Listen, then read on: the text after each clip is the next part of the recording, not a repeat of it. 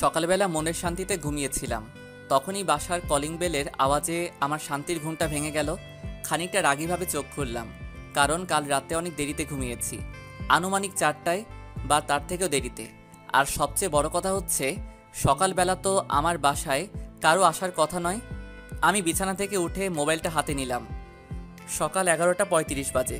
কি ভাবছেন এত দেরি করে ঘুম থেকে উঠি কেন? আপনাদের প্রশ্নের উত্তর একটু পরে দিচ্ছি। এদিকে বাসার কলিং বেল বাজিয়ে কেউ একজন আমার মাথা খারাপ করে ফেলতেছে।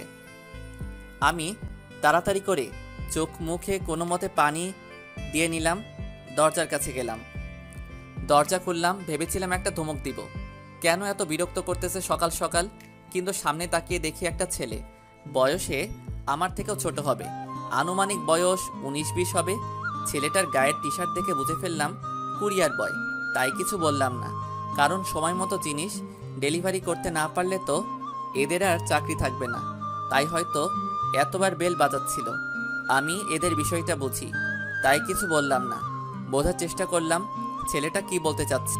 আসসালামু আলাইকুম স্যার। ওয়ালাইকুম আসসালাম। স্যার, আপনার জন্য একটা কুরিয়ার আছে। এরপর ছেলেটা তার ব্যাগ থেকে একটা বাক্স বের করে আমার হাতে দিল। আমি হাতে নিলাম বাক্সটা। এরপর আমি ভিতরে যাব, তখনই ছেলেটা আবার বলল, স্যার 1 মিনিট, এখানে একটা সাইন করে দিন প্লিজ। হুম। আমি সাইন করে বললাম, কলিং বেল একটু কম বাজালেও পারতে। সরি স্যার, একটু তাড়া ছিল তাই আর কি। It's okay. এরপর আমি বাসার দরজা দিয়ে আমার রুমে চলে এলাম, বাক্সটা টেবিলের উপরে রেখে দিলাম, পরে খুলে দেখা যাবে। এইবার আপনারাই বলুন, আগে আমার পরিচয় দিব নাকি দেরিতে ঘুম থেকে উঠি সেটা বলবো? আগে পরিচয় দেই, তারপর না হয় এইসব ছোটোখাটো বিষয় বলা যাবে। হাই, আমি শ্রাবণ আহমেদ ইমন। অনেকে হয়তো চিনেন, আবার যারা চিনেন না তারা ইনবক্সে এসে পরিচিত হয়ে যান। ওকে। পরিবার বলতে আমি, আব্বু আম্মু, বড় এক ভাই এবং আমাদের সকলের থেকে ছোট একটা বোন, এটাই পরিবার। কিন্তু দুঃখের বিষয়, আমি তাদের সাথে থাকি না আজ প্রায় 8 বছর। আব্বু আম্মুর চেহারা এখনও ভুলি নাই, কিন্তু ভাইয়া আর আপুর চেহারা প্রায় বিলুপ্ত। মনে নেই ঠিক, এসব বাদ দেই, আস্তে আস্তে সব কিছু জানতে পারবেন। আমি বর্তমানে একা থাকি, সম্পূর্ণ একা। ঢাকা নামের এই ব্যস্ত শহরে আমি একা বসবাস করি। পড়াশোনা শেষ করে একটা জব নিয়েছি, প্রায় 2 বছর এই চাকরিতে আছি। আপাতত ছুটিতে আছি। আর কিছু বলবো না, অনেক কিছু বলে ফেলেছি। বাকি সব রহস্য আস্তে আস্তে জানতে পেরে যাবেন। রহস্য বলতে পরিবার থাকা সত্ত্বেও একা থাকি কেন, আর তাদের সাথে কোনো যোগাযোগই বা রাখি নাই কেন, ইত্যাদি। এইবার হয়তো বুঝতে পারতেছেন রাতে আমি দেরি করে ঘুমাই কেন, আর ঘুম থেকে বেলা করে উঠি বা কেন। এক কথায় আম্মু কাছে নেই যে ঘুম থেকে ডেকে দিবে, আর 2 বউ তো নাই। আমার জীবনে কোনো প্যারা নাই, যখন ইচ্ছা ঘুমাবো, যখন ইচ্ছা যা খুশি তাই করব। আমার একা থাকতে খুব ভালো লাগে, তাই তো একা থাকি। পরিবারের জন্য মন খারাপ হতো অনেক আগে, এখন না, কারণ আমাকে এমনভাবে তৈরি করা হয়েছে যে এখন আর কষ্ট হয় না। আপনারা হয়তো অনেক বিরক্ত হচ্ছেন, কারণ আমার প্রতিটি কথায় এত রহস্য কেন তৈরি করা হয়েছে, এর মানে কি, কে তৈরি করেছে? গল্পের সাথে থাকুন, সব জেনে যাবেন আশা করি। আপনাদের সাথে কথা বলতে বলতে অনেক দেরি হয়ে গেছে। এদিকে পেটের ভিতরে ইঁদুর দৌড়াচ্ছে, তাই আর দেরি না করে কিচেনে গিয়ে 5 মিনিটের মধ্যে নুডলস রান্না করলাম। আপাতত আগে খেয়ে নেই, তারপরে বাকি কথা বলতেছি। Okay bye. টেলিভিশনে আজকে নিউজ দেখতেছিলাম, তখনই আমার মোবাইলে একটা কল আসলো। আমি নাম্বারটা চেক করে রিসিভ করলাম। জাকির সাহেব বলুন। অনেকদিন তো হলো, এইবার তো অফিসে জয়েন করুন। জাকির সাহেব, করব, খুব তাড়াতাড়ি জয়েন করব। স্যার, যে কারণে আপনাকে ফোন দিয়েছিলাম, স্যার কোন জেলা আপনার ট্রান্সফার করব? সেটা আমি আপনাকে একটু পরে ফোন দিয়ে বলতেছি। ওকে স্যার, রাখি তাহলে। এরপর ফোনটা রেখে ভাবতে লাগলাম দেশের কোন জায়গা আমার ভালো লাগে। পেয়েছি, সিলেট। সিলেট শহরটা আমার খুব ভালো লাগে। বিকেলে জাকির সাহেবকে ফোন করে জানিয়ে দিলেই হবে। এরপর আমি ড্রয়িং রুম থেকে আমার রুমে চলে এলাম। রুমে ঢুকে রেডি হতে লাগলাম। রেডি বলতে একটা 3/4 প্যান্ট আর একটা টি শার্ট পরে নিলাম। উদ্দেশ্য বাসার পাশের পার্ক, সেখানে গিয়ে একটু চিল করা যাবে। রুম থেকে বের হতে যাব, তখনই চোখ গেল টেবিলের উপরে রাখা সেই বাক্সটির উপর।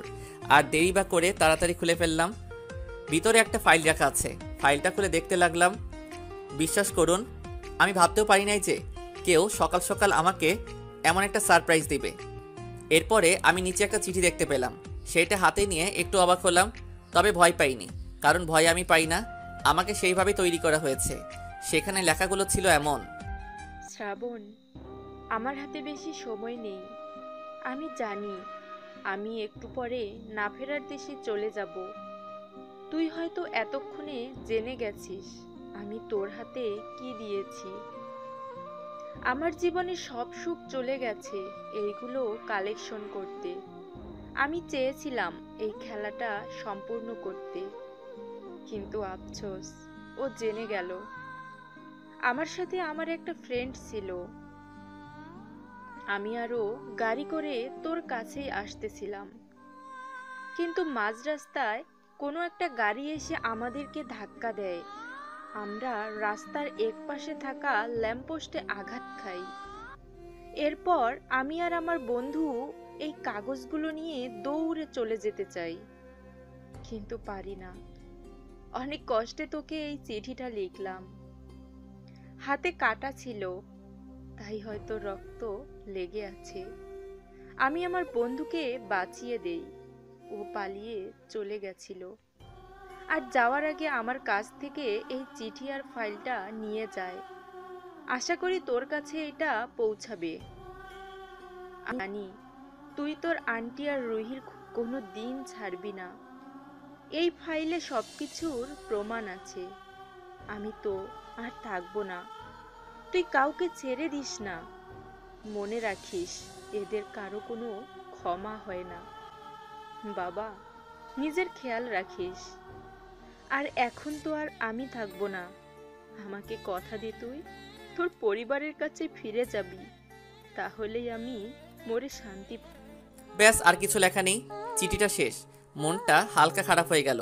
আমি সব কিছু গুছিয়ে আবার রেখে দিলাম। আজকে 1 মাস হলো আঙ্কেল মারা গেছেন। তিনি একজন সৎ দায়িত্ববান পুলিশ অফিসার ছিলেন। আঙ্কেলের কেউ ছিল না, তারা আমারও কেউ ছিল না। তাই আমি আর আঙ্কেল একসাথে থাকতাম। এই গল্প অন্য একদিন বলবো। জানি আপনাদের মাথায় অনেক প্রশ্ন ঘুরপাক খাচ্ছে। প্রথমত, এই আঙ্কেলটা আবার কে? তার সাথে আমার কিসের সম্পর্ক? আর এই চিঠির মানেই বা কি? আর আমিই বা কেন এদেরকে শাস্তি দিব যারা আঙ্কেল আন্টি আর রুহিকে খুন করেছে? আর সবচেয়ে বড় প্রশ্ন হচ্ছে, গল্পের নাম অনুযায়ী এক্স গার্লফ্রেন্ড কই? আরে ভাই, একটু ধৈর্য ধরেন, সব পেয়ে যাবেন। চলুন গল্পে ফিরে যাই। আমি আলামিনকে ফোন দিলাম। আমার আন্ডারে কাজ করে। কিছু সময় রিং হওয়ার পরে ধরলো। আসসালামু আলাইকুম স্যার। ওয়ালাইকুম আসসালাম। অনেকদিন পরে কল করলেন, নিশ্চয়ই কোনো বড় কাজ আছে। তুই ঠিক ধরেছিস আলামিন। তুই কোথায় আছিস এখন? স্যার, আমি তো অফিসে বসে আছি। শোন, আমি তোকে একটা ছবি হোয়াটসঅ্যাপ করতেছি। ওই ব্যক্তির সব তথ্য আমার চাই, কোথায় আছে, কি করে, ফ্যামিলি ব্যাকগ্রাউন্ড ইত্যাদি। ওকে স্যার, আপনি পিকটা সেন্ড করুন। আচ্ছা। এরপর আমি ফোনটা রেখে দিলাম। চলে এলাম আঙ্কেলের রুমে। যে রুমে আঙ্কেল থাকতেন, আমি তার ড্রয়ার খুলে আঙ্কেলের মোবাইলটা বের করলাম। এরপর সেখান থেকে একটা ছবি আমার মোবাইলে নিয়ে নিলাম। সেই ছবিটি আবার আলামিনকে দিয়ে দিলাম। ব্যাস, আমার কাজ ক্লিয়ার। এখন শুধু কিছু সময়ের অপেক্ষা মাত্র। আমি আবার আমার রুমে গেলাম। বিছানা থেকে নিজের পার্সোনাল ল্যাপটপটা নিয়ে বাসা থেকে বেরিয়ে গেলাম। পার্কের এক কোণে একটা বেঞ্চে বসে আছি। চারিদিকে শুধু কাপল আর কাপল। আমি শুধু চেয়ে চেয়ে তাদের কাণ্ড দেখতেছি। আমার বেশ ভালোই লাগে এগুলো দেখতে। আমি যে বেঞ্চে বসে আছি, এখানে কেউ বসে না, কারণ আমি রোজ এই সময় এসে এখানে বসি। আর এই পার্কে প্রায়ই আমার চেনা পরিচিত লোক আসে। আমি তাদের সকলকে চিনি, কিন্তু তারা আমাকে চিনে না। এখানে এমন অনেক মেয়ে আছে যাদের বাবা অনেক বড় বড় ব্যবসায়ী, কিন্তু তাদের মেয়ে বা ছেলে, যাক এসব কথা বাদ দেই, আসল কথায় আসি। আমি বসে আছি চোখ দুটি বন্ধ করে। প্রায় 5টা বছর ধরে আমি এখানে এসে বসে থাকি। আর যখনই চোখের সামনে এমন জোড়া দেখতে পাই, তখনই আমার সিমলার কথা মনে পড়ে যায়। কেন জানি না, ওকে ভুলতে পারি না। সেই কবে 8 বছর আগে দেখেছিলাম ওকে, তবে ওর যে চোখ দুটি ছিল তা আমি কোনোদিন ভুলতে পারবো না। আর ঠোঁটের কথা নাই বা বললাম, তাছাড়া গলার কণ্ঠ তো মাশাআল্লাহ, সব ঠিক ছিল, শুধু মেয়েটাই খারাপ ছিল। তাই তো ওকে আজও আমি ভুলতে পারি নাই। আমার জীবনে সিমলার চ্যাপ্টারটা অনেক অদ্ভুত। আমি জানি না এই মেয়েটাকে আমি কোনোদিন পাবো কিনা, আর কোনোদিন ভুলতেই বা পারবো কিনা। সব একমাত্র আল্লাহ ছাড়া আর কেউ জানে না। আচ্ছা, আমি এতক্ষণ ধরে সিমলা সিমলা করতেছি, এই সিমলাটা কে ভাই? আপনি ঠিক ভাবতেছেন, এই সিমলাই হচ্ছে আমার এক্স গার্লফ্রেন্ড। আজ থেকে প্রায় 8 বছর আগে আমাদের সম্পর্কের ইতি ঘটেছিল। 2 বছরের সম্পর্কের বিচ্ছেদ ঘটিয়ে সেই দিন সিমলা চলে গিয়েছিল আমাকে একা করে। হঠাৎ একটা শব্দে আমার ঘোর কেটে গেল। আমি ল্যাপটপে তাকিয়ে দেখি আলামিনের মেইল। আমি মেইলটা চেক করতে লাগলাম। আমি বুঝতে পারতেছি না আমার সাথে হচ্ছেটা কি। একদিনেই আমি 2টা ভীষণ বড় শক খেলাম। প্রথমত আঙ্কেল আমার হাতে সব কিছু তুলে দিল। আমি তো ভেবেছিলাম অনেক কষ্ট করে আমাকে ফাইলগুলো জোগাড় করতে হবে, কিন্তু না, অনেক সহজে সব কিছু হয়ে গেল। আর এখন জানতে পারি আমাকে নাকি খুলনা যেতে হবে। এটা সেই শহর যেখান থেকে আমি পালিয়ে এসেছিলাম 8 বছর আগে। মনের ভিতর একটা অজানা ভয় কাজ করতেছে, মনে অনেক প্রশ্ন এসে জমা হচ্ছে। সেখানে গিয়ে কি আমি আমার পরিবারের দেখা পাবো? আমাদের সেই বাসাটা কি এখনো সেখানে আছে, নাকি অন্য কোথাও চলে গেছে সবাই? এখনো কি আমাকে কেউ মনে রেখেছে? আর সিমলাই বা কোথায়? ওর দেখা কি আবার পাবো? আমি জানি এসব প্রশ্নের উত্তর আমি খুলনা গেলেই পাবো। আর হ্যাঁ, আপনাদেরকে তো বলাই হয়নি, আমি যাকে খুঁজতেছি, মানে যে আমার আঙ্কেলকে মেরেছে, সে নাকি খুলনা থাকে। তার বাসা নাকি খুলনা শহরে। তাই তাকে শেষ করতে হলে তো আমাকে খুলনা যেতেই হবে। আর আমার অতীতের সবকিছু এই খুলনা শহরেই। আমি পকেট থেকে ফোন বের করে, জাকির সাহেব, জি স্যার বলুন। খুলনা শহরে আমাকে ট্রান্সফার করুন জলদি, ফাস্ট। Okay sir. এরপর ফোনটা রেখে দিলাম। মোবাইলে তাকিয়ে দেখি তখন বিকাল 4টা বেজে গেছে। আমি ভালো করে আলামিনের দেওয়া ফাইলটা দেখতে লাগলাম। লোকটার নাম এনামুল হক, বর্তমানে খুলনার এমপি। ভুল হলে মাফ করবেন, এই বিষয়ে আমার কোনো অভিজ্ঞতা নেই। এটা হচ্ছে তার উপরের পরিচয়। আর যদি গভীরে যাওয়া হয় তাহলে হয়তো এর কোনো শেষ হবে না। অনেক কালো ব্যবসার সাথে জড়িত, আর তার সাথে মার্ডারের মতো অনেক ভয়ঙ্কর কিছু আছে।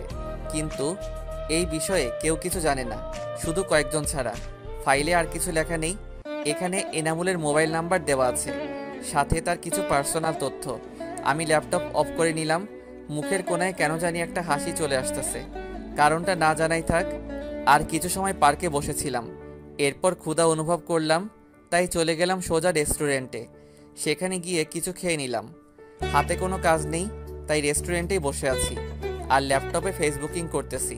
তখনই আমার সামনে এলো আবেদ। আবেদ হচ্ছে আমার ভার্সিটির ফ্রেন্ড।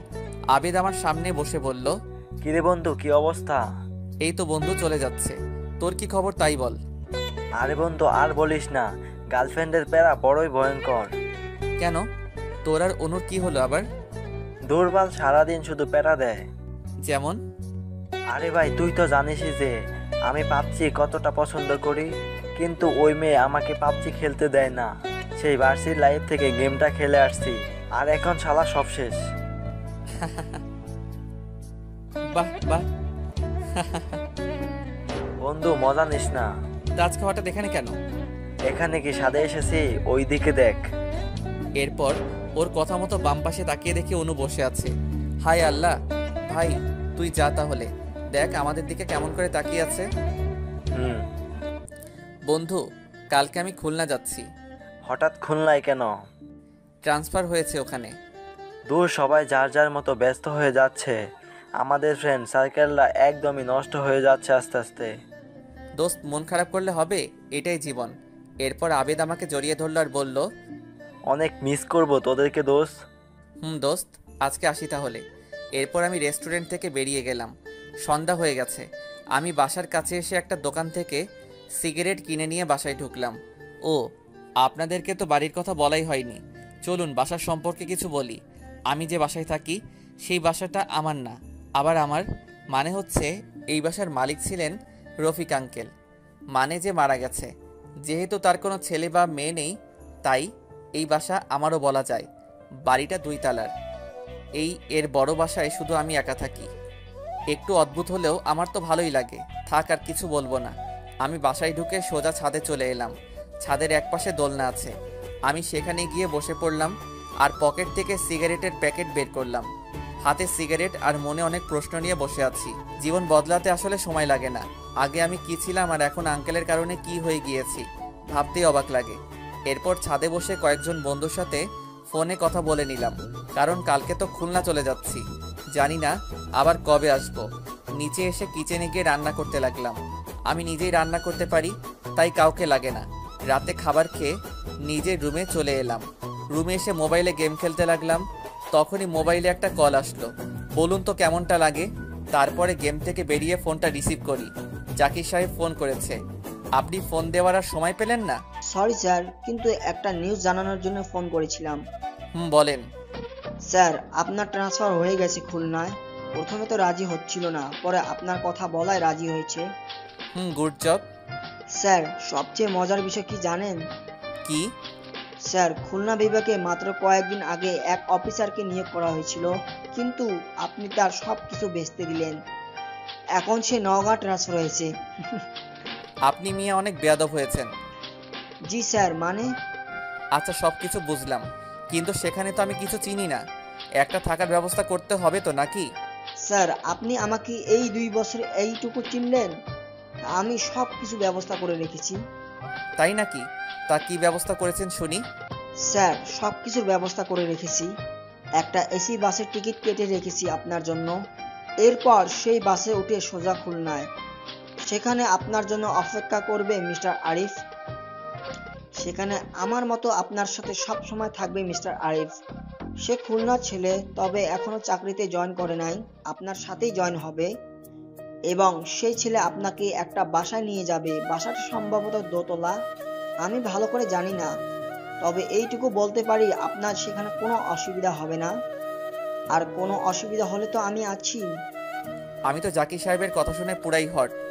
এই কি সেই জাকির সাহেব যে কিনা 2 বছর আগে একটা বোকার ডিব্বা ছিল, কিছুই বুঝতো না, সব আমি বুঝিয়ে দিতাম, আর এখন আমার সাথে থাকতে থাকতে অনেক ফাস্ট হয়ে গেছে।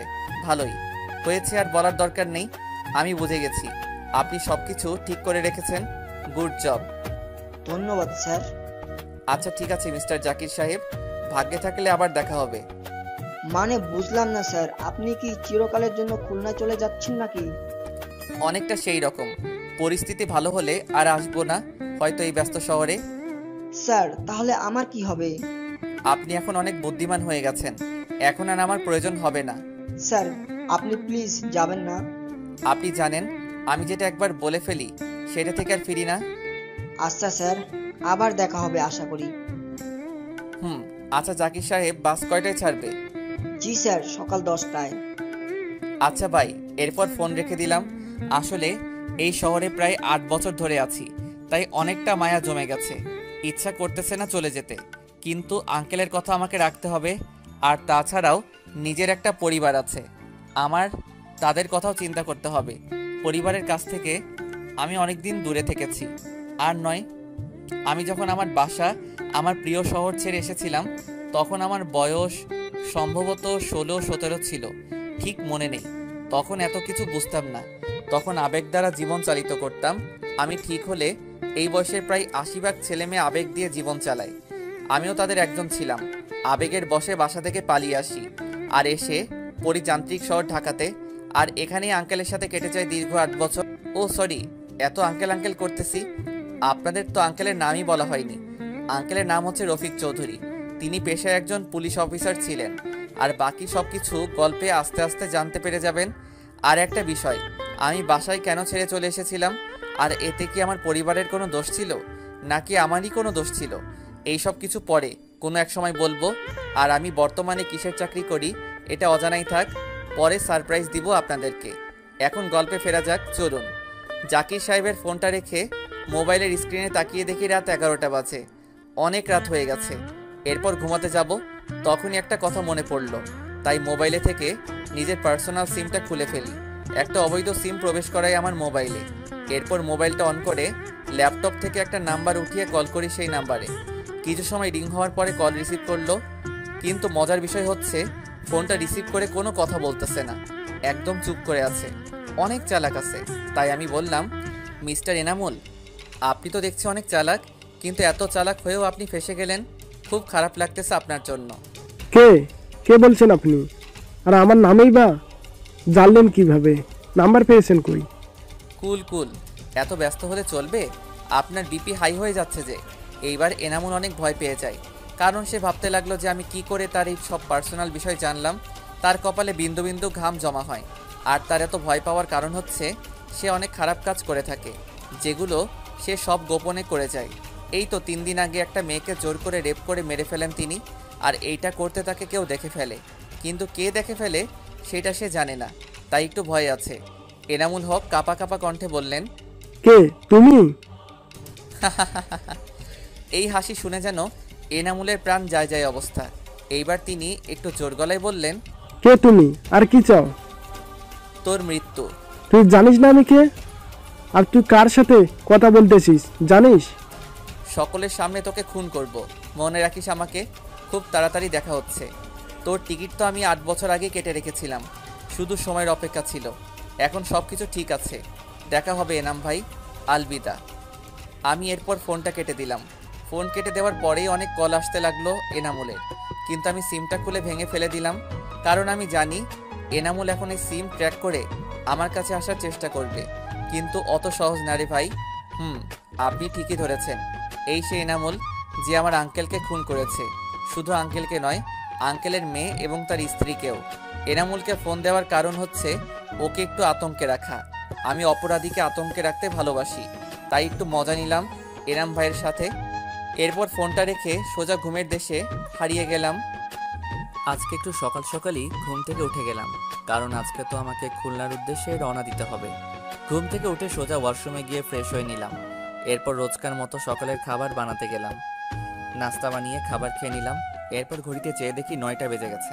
আমি তাড়াতাড়ি করে আমার সব কিছু একটা ব্যাগে গুছিয়ে নিলাম, এবং সবচেয়ে গুরুত্বপূর্ণ যে জিনিসটা, মানে আঙ্কেলে দেওয়া ফাইলটা খুব ভালো করে ব্যাগে রেখে দিলাম। এরপর বাসার দিকে একবার তাকিয়ে বেরিয়ে গেলাম। মনটা একটু খারাপ, কারণ অনেক দিন হলো এই বাসাতে আছি, আর আজকে সব কিছু ছেড়ে চলে যাচ্ছি। আবার একদিক দিয়ে একটু এক্সাইটেডও লাগতেছে, কারণ নিজের শহরে যাচ্ছি। বাসা থেকে বেরিয়ে হেঁটেই যাচ্ছি বাস স্ট্যান্ডে, কারণ আমার বাসার একটু দূরেই বাস স্ট্যান্ড, তাই আর রিক্সা নিলাম না। বাস স্ট্যান্ডে আসতে আসতে প্রায় 10টা বেজে গেছে। আমি বাইরের একটা দোকান থেকে কিছু চিপস আর জুস নিয়ে বাসের সিটে গিয়ে বসলাম। বাসে করে কোথাও গেলে আমার এইগুলো খেতে খুব ভালো লাগে। অনেকে আবার আমাকে বাচ্চা বলতে পারেন, আসলে আমি কিন্তু বাচ্চা না। বাস ছাড়তে এখনো 10 মিনিট বাকি। আমি একটু আগে ভাগে গিয়ে বসে উঠে পড়লাম, কিন্তু বাসে ঢুকে সিটের কাছে গিয়ে মনটা খারাপ হয়ে গেল, কারণ আমি মনে মনে ভেবেছিলাম আমার সিট হয়তো জানালার কাছে পড়বে, কিন্তু না, আমার পোড়া কপাল। আমি মন খারাপ করে আমার সিটে বসে পড়লাম। আমার পাশের সিট ফাঁকা, হয়তো একটু পরে এসে বসে পড়বে। আমি এসব কিছু না ভেবে পকেট থেকে হেডফোন বের করে মোবাইলে ঢুকিয়ে গান শুনতে লাগলাম। বাসের সিটে হেলান দিয়ে চোখ বুজে শুয়ে আছি, আর ফেলে আসা দিনগুলোর কথা মনে করতেছি। কতই না রঙিন ছিল আগের দিনগুলো। আমাদের পরিবারের একমাত্র আয়ের উৎস ছিল আমার আব্বু। সে একটা সরকারি প্রাইমারি স্কুলের সাধারণ একজন শিক্ষক ছিল, আর আমরা পরিবারে মোট সদস্য ছিলাম 5 জন: আব্বু, আম্মু, ভাইয়া, আপু আর আমি। ভাইয়া আমার অনেক বড় ছিল।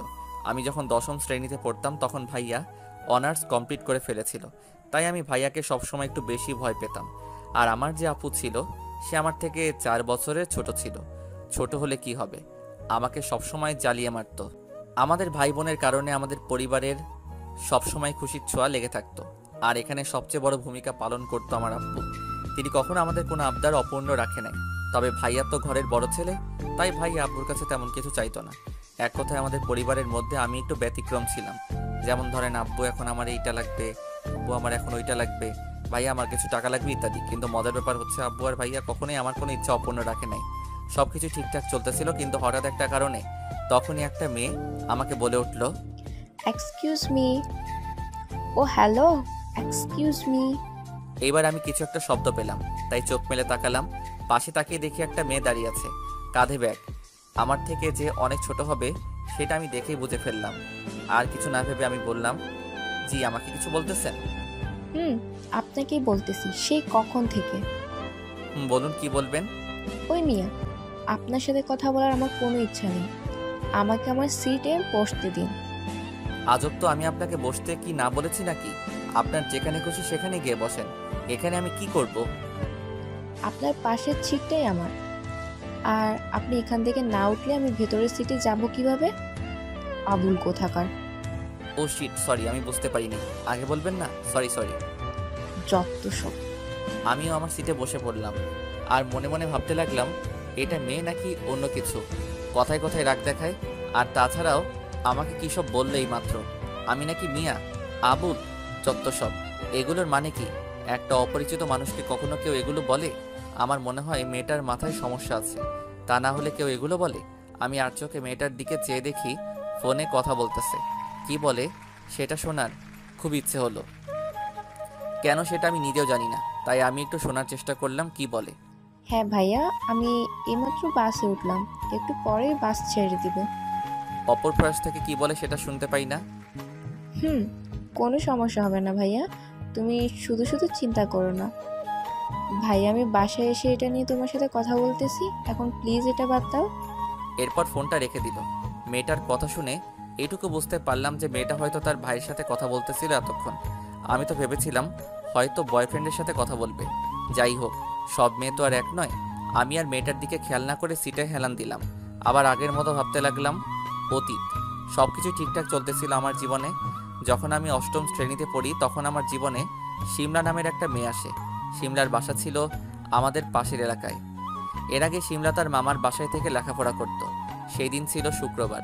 আমি আর আমার কয়েকজন বন্ধুরা মিলে আমাদের স্কুল মাঠে বসে আড্ডা দিচ্ছিলাম। তখনই আমাদের পাশ দিয়ে দুইটা মেয়ে হেঁটে যায়। আমি প্রথমে খেয়াল করি নাই, কিন্তু মেয়েটা যখন আমার পাশ দিয়ে হেঁটে গেল আর আমার মুখে তার ওড়না লাগলো, তখন আমার প্রায় জ্ঞান হারানোর অবস্থা। মেয়েটির ওড়নায় পাগল করা ঘ্রাণ ছিল।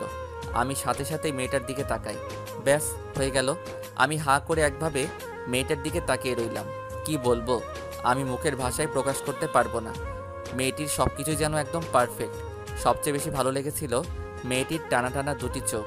আমি যেন সারা জীবন এই চোখের দিকে তাকিয়ে কাটিয়ে দিতে পারবো। মেয়েটির দিকে তাকিয়ে থাকতে থাকতে কখন যে চলে গেছে খেয়ালই করি নাই। আমি বাস্তবে ফিরে এসে সামনে দৌড়ে গেলাম। পিছে পিছে আমার বন্ধুরাও এলো, কিন্তু মেয়েটিকে আর দেখতে পেলাম। কিরে দোস্ত, সেই কখন থেকে কি খুঁজতেছিস? কিছুই বলতেছিস না।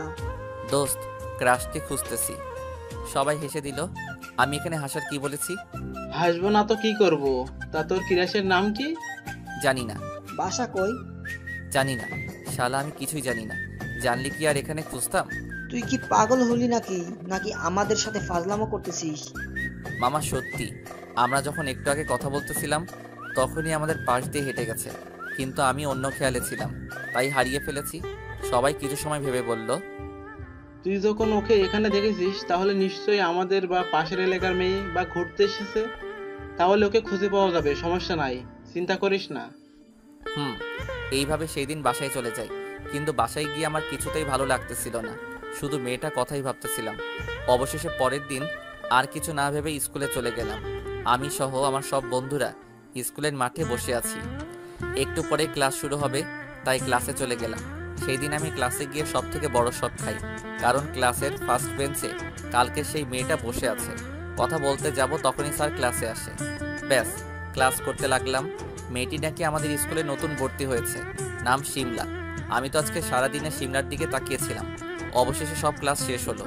এর মাঝে আমি আমার বন্ধুদেরকে বলে দিয়েছি যে এই সেই মেয়ে। ক্লাস শেষে আমি বাইরে দাঁড়িয়ে আছি, সাথে আমার বন্ধুরা। সিমলা আমাদের ক্লাসের একটা মেয়ের সাথে বের হলো। আমি তাদের পথ আটকে দাঁড়ালাম।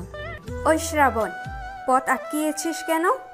সামনে থেকে সর, বাসায় যেতে হবে। হৃদিতার কাছে গিয়ে বললাম, দোস্ত তুই প্লিজ একটু ওইদিকে গিয়ে অপেক্ষা কর, সিমলার সাথে আমার কিছু কথা আছে। আমার দিকে বড় বড় চোখ করে তাকালো হৃদিতা। এরপর অন্য পাশে গিয়ে দাঁড়ালো, সাথে আমার ফ্রেন্ডরাও। এ কি, আপনি কে? আর আমার রাস্তা আটকিয়েছেন কেন? আমি তোমাকে ভালোবাসি। কালকে বিকালে তোমাকে দেখেছি, আর তোমাকে প্রথম দেখাতেই ভালো লেগে যায়। তোমাকে ছাড়া আমার 1 মিনিটও চলবে না। বিশ্বাস করো, কালকে তোমাকে দেখার পরে সারা রাত একটু ঘুমাতে পারি নাই। তাই তোমাকে চাই। I love you. Do you love me? Simla অবাক হয়ে চেয়ে আছে আমার দিকে। অবাক হওয়ারই কথা, চেনা নাই জানা নাই হুট করে এসে প্রপোজ। কি বলতেছেন আপনি এগুলো? কানে কম শোনো, সমস্যা নেই, আমি ম্যানেজ করে নিব। চুপ করুন আপনি। সেই কখন থেকে উল্টাপাল্টা বলে যাচ্ছেন আর আমি শুনে যাচ্ছি। তার মানে এই না যে ভালোবাসি বলেছি, তার মানে এই না যে এখনই প্রেম করতে হবে।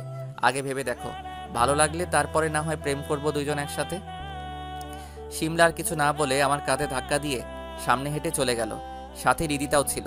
আমি একভাবে সিমলার যাওয়ার দিকে তাকিয়েছিলাম, কিন্তু সবচেয়ে বেশি অবাক হয়েছি যখন দেখি সিমলা যাওয়ার সময় পিছে ফিরে আমার দিকে চেয়ে একটা মুচকি হাসি দিল। ব্যাস, বুঝে গেলাম গ্রিন সিগন্যাল আছে অপর পাশ থেকে। এইভাবে 1 মাস কেটে গেল। এর মাঝে প্রতিদিন আমি সিমলাকে ইমপ্রেস করার জন্য অনেক কিছু করেছি, কিন্তু তাতে কোনো লাভ হয়নি। তাই ভাবলাম যে আর সিমলার পিছে ঘুরবো না, আমি সিঙ্গেল আছি, সিঙ্গেলই থাকবো। আমার জীবনে কোনো প্রেম ভালোবাসা আর আসবে না মনে হয়, তাই এসব নিয়ে আর না ঘাটাই ভালো। আজকে 1 সপ্তাহ পরে স্কুলে এলাম। এই 1 সপ্তাহ স্কুলে আসি নাই, কারণ সিমলাকে দেখলে নিজেকে আটকে রাখতে পারি না। শুধু ওর সাথে কথা বলার জন্য মনটা ছটফট করে। তাই 1 সপ্তাহ স্কুলে আসি নাই, যাতে করে সিমলাকে ভুলে যেতে পারি। কিন্তু আজকে স্কুলে এসে তো আমি পুরোই অবাক হয়ে যাই, কারণ স্কুলে এসে দেখি সিমলা গেটের সামনে দাঁড়িয়ে আছে, কাউকে খুঁজতেছে হয়তো। আমি কিছু না ভেবেই সামনের দিকে যেতে লাগি। তখনই সিমলা আমাকে দেখে ফেলে, আর আমাকে দেখে সিমলা আমার কাছে দৌড়ে চলে আসে, আর এসেই আমাকে ঠাস করে একটা চড় দেয়। আমি কিছুই বুঝলাম না কি হচ্ছে আমার সাথে। কিছু বলতে যাব তখনই শিমলা আমার হাত ধরে টেনে স্কুলের এক পাশে নিয়ে আসে। স্কুলের এই পাশে সচরাচর কেউ আসে না। আমি আর চুপ না থেকে শিমলাকে বললাম, আপনি আমাকে এখানে নিয়ে আসলেন কেন, আর আমাকে থাপ্পড়ই বা মারলেন কেন? কিছু বুঝিস না তাই না? কই ছিলি এতদিন? তাতে আপনার কি? তুই জানিস আমি এই কয়েকদিন কত চিন্তায় ছিলাম তোকে নিয়ে। রোজ স্কুলে এসে তোর জন্য অপেক্ষা করতাম, কিন্তু তোকে পেতাম না। হঠাৎ আমাকে খোঁজার কারণ? তোকে কেন খুঁজি তুই জানিস না? না বললে জানবো কিভাবে? আমি তোকে ভালোবাসি, খুব বেশি ভালোবাসি, তাই তো তোকে পাগলের মতো খুঁজে বেড়াই। আমি তো নিজের কানকে যেন বিশ্বাস করতে পারতেছি না, তাই নিজের গায়ে একটা চিমটি কাটলাম। না, আমি স্বপ্ন দেখতেছি না, আমি বাস্তবেই। তার মানে শিমলা আমাকে এইগুলো বলতেছে, মানে কি কিছুই বুঝতেছি না। তাই আমি শিমলাকে জিজ্ঞেস করলাম, মানে কি বলতেছো তুমি এগুলা? শ্রাবণ, আমি ঠিকই বলতেছি। আমি সেই দিন খুব অবাক হয়েছিলাম, যেদিন তুমি আমাকে প্রথম দেখাই প্রপোজ করেছিলে। আমি একটু অন্যরকম ছেলে পছন্দ করতাম, যে সবার থেকে ভিন্ন হবে, আর তুমি ছিলে সবার থেকে ভিন্ন। আমি তো তোমাকে সেই প্রথম দিন থেকেই ভালোবাসি, কিন্তু বলি নাই, কারণ আমি চাচ্ছিলাম না যে এত অল্প বয়সে এইসবের ভেতরে নিজেকে জড়াতে। আমি শিমলার কথা শুনে পুরাই থ হয়ে আছি। মুখ দিয়ে যেন কোনো কথা বের হচ্ছে না, তবু এক্সাইটেড হয়ে বললাম, তোমার হাতটা একটু ধরি। এই না না, কেউ দেখে ফেললে সমস্যা হবে। প্লিজ একবার, কেউ দেখবে না। আচ্ছা একবার। এইভাবে শুরু হয় আমাদের প্রেম কাহিনী। তবে আমরা যে প্রেম করতাম এটা শুধু আমাদের কয়েকজন ঘনিষ্ঠ বন্ধু ছাড়া আর কেউ জানতো না, কারণ তখন আমরা খুব ছোট ছিলাম। যদি আমাদের পরিবারের কেউ জানতে পারতো তাহলে অনেক সমস্যা হতে পারতো। এই জন্য আমরা লুকিয়ে লুকিয়ে প্রেম করতাম। এর ভিতরে আবার শিমলার অনেক নিয়ম ছিল, যেমন সপ্তাহে মাত্র একবার ঘুরতে বের হতে পারবো, দিনে 2বার ফোনে কথা বলতে পারবো, এইরকম কিছু নিয়ম ছিল। আমিও বেশ ভালোভাবে সিমলার দেওয়ার নিয়োগগুলো পালন করতাম। এইভাবে কেটে যায় আমাদের 2টা বছর। আমাদের বয়স কম হলেও আমরা একে অপরকে খুব ভালোবাসতাম। আমরা দুজন খুব ভালো করে জানতাম এটা কোনো আবেগের ভালোবাসা নয়, এটা আমাদের ভিতরের প্রথম ও শেষ ভালোবাসা। এই 2 বছর বেশ ভালোই কেটেছে আমাদের দিনকাল। শিমলা আর আমার ভালোবাসা কমে তো নাই, বরং দিন দিন আমার প্রতি শিমলার কেয়ার যেন বেড়েই চলেছিল। এসএসসি পরীক্ষার আর মাত্র 2 দিন বাকি। বিকেলবেলা আমাদের বাসার ছাদে বসে আছি। এখন আড্ডা দেওয়া অনেকটা কমিয়ে দিয়েছি, কারণ একটাই শিমলা। নিজেকে অনেক পরিবর্তন করে ফেলেছি শুধুমাত্র শিমলার জন্য, কারণ আমি যে ওকে নিজের জীবনের থেকেও বেশি চিন্তা করেছিলাম। তখনই শিমলার ফোন। এই সময় কখনো শিমলা ফোন দেয় না, তবুও ভাবলাম হয়তো আমার কথা খুব মনে পড়তেছে, তাই হয়তো ফোন দিয়েছে। আমি তাড়াতাড়ি ফোনটা রিসিভ করি। হ্যাঁ আমার জান পাখিটা, বলো। তুমি কোথায় এখন? বাসায়। কেন, ঘুরতে যেতে হবে নাকি? তুমি তাড়াতাড়ি পার্কে এসে আমার সাথে দেখা করো। Okay baby, wait. তুমি 1 মিনিট অপেক্ষা করো, আমি 2 মিনিটের মধ্যে আসতেছি। শ্রাবণ, সবসময় ফান ভালো লাগে না। আচ্ছা বাবা, সরি, আমি আসতেছি। আমি জানি শিমলা এখন রেগে আছে, আমি হয়তো কোনো ভুল করেছি, তার সাজা দিবে এখন ডেকে নিয়ে। কারণ এর আগে অনেক হয়েছে এমন। জানি না শিমলার সামনে যে কয় হাজার বার আমি কান ধরেছি, এর কোনো ঠিক নেই। কার কাছে এটা কেমন লাগে জানি না, তবে আমার তো ভালোই লাগে গার্লফ্রেন্ডের সামনে কান ধরতে। এই তো কথা বলতে বলতে শিমলার কাছে চলে এসেছি। পার্কে প্রবেশ করে দেখি পার্কে অনেক লোক, মানে বিকাল টাইমে অনেক কাপল থাকে এখানে। বেশ মজার একটা বিষয়। আমি আর দেরি না করে আমার জনের কাছে গেলাম। বলো, কি বলবে? তোমার ফোনটা দাও। এই নাও। পাসওয়ার্ড কি? তোমার নাম। প্রায় 20 মিনিট পরে আমার কাছে ফোন দিল। আমি হাতে ফোন নিয়ে জিজ্ঞেস করলাম, কি করলে ফোন?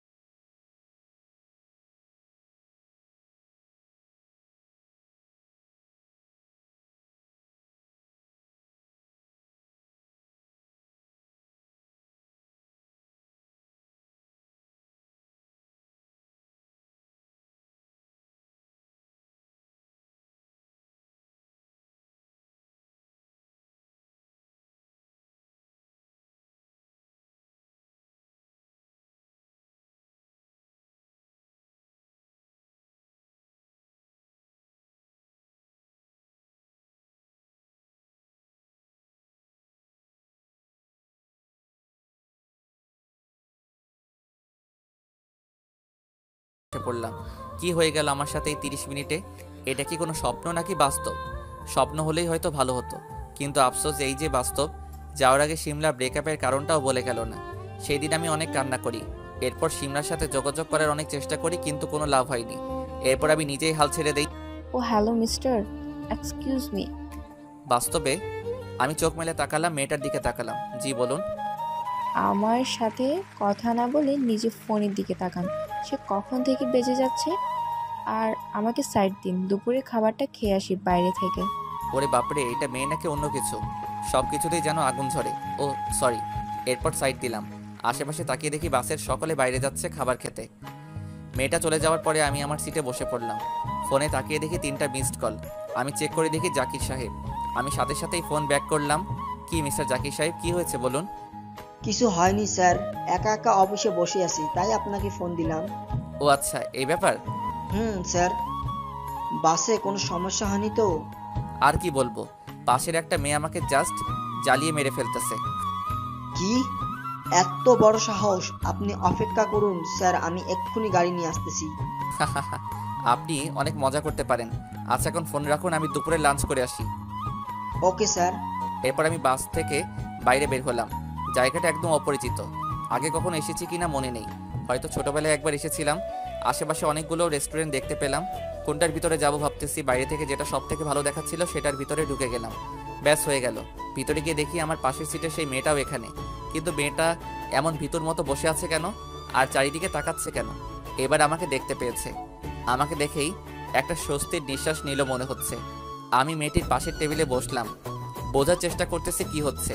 মেয়েটির দিকে তাকিয়ে দেখে একদম ঘেমে গেছে, অথচ উপরে ফ্যান ঠিকই চলতেছে। হঠাৎ কানে এলো একদল বখাটে পোলাপানের বাজে শব্দ। এবার বুঝতে পারলাম মেয়েটা ভয় পেয়ে আছে কেন। পাশে তাকিয়ে দেখি 4টা ছেলে মেয়েটিকে অনেক বাজে বাজে কথা বলতেছে, সাথে অনেক খারাপ প্রস্তাব দিচ্ছে। আমার শরীর আগুন হয়ে গেল। আমি টেবিলের উপরে রাখা একটা কাচের বোতল নিয়ে সোজা একটা ছেলের মাথায় আঘাত করলাম। বোতলটা ভেঙে গেল, আর সেই ছেলেটা মাথায় হাত দিয়ে বসে পড়লো।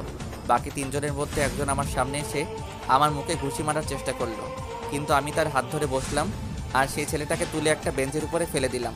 ব্যাস, রেস্টুরেন্টের সবাই সব কাজ বন্ধ করে দিল। সকলের নজর আমার দিকে। মেয়েটা এবার অনেকটা ভয় মুক্ত হয়েছে। 2 জন মাটিতে পড়ে আছে, আর বাকি 2 জনের মধ্যে একজন একটা চেয়ার তুলে নিয়ে এসে আমার শরীরে আঘাত করলো। চেয়ারটা ভেঙে টুকরো টুকরো হয়ে গেল, অথচ আমার কোনো রিয়াকশন নেই। এটা দেখে ছেলেটা অনেক ভয় পেয়ে গেল। আমি আর কিছু না বলে আমার হাতটা সামনে এনে ছেলেটার পেট বরাবর ঘুষি মারলাম।